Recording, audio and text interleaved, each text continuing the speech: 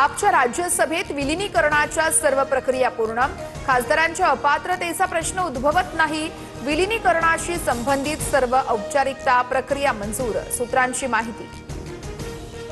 कोल्हापुरातील राजारामपुरी पोलीस ठाण्यामध्ये संजय गायकवाडांविरुद्ध अदखलपात्र गुन्हा दाखल, आंबी कुटुंबियांचा मात्र विरोध, गायकवाड यांनी प्रकाशक प्रशांत आंबी यांना शिवीगाळ केली होती।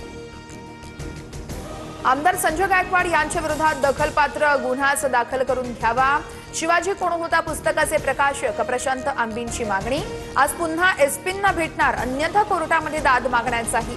बागेश्वर बाबांना अकलेचे तारे तोडलेत, छत्रपती शिवाजी महाराज युद्ध करताना थकले, आपण थकलोय, राजपाट सांभाळा, असं शिवराय रामदास यांना म्हणाल्याचा बागेश्वर बाबाचा दावा। उपमुख्यमंत्री सुनीत्रा पवारांचे भावी मुख्यमंत्री म्हणून बॅनर झळकले, पुण्यातील मार्केट यार्ड परिसरातील बॅनरनं लक्ष वेधून घेतलंय सर्वांचंच। अत्याचारी भोंदू अशोक खरात विरोधात नाशिकमध्ये आणखी एक गुन्हा दाखल, आई वडिलांच्या मृत्यूचा योग टाळण्यासाठी 8,76,00,000 रुपये उकळले, खरातचा सीए ललित पोफळे सरकारवाडा पोलिसात तक्रार।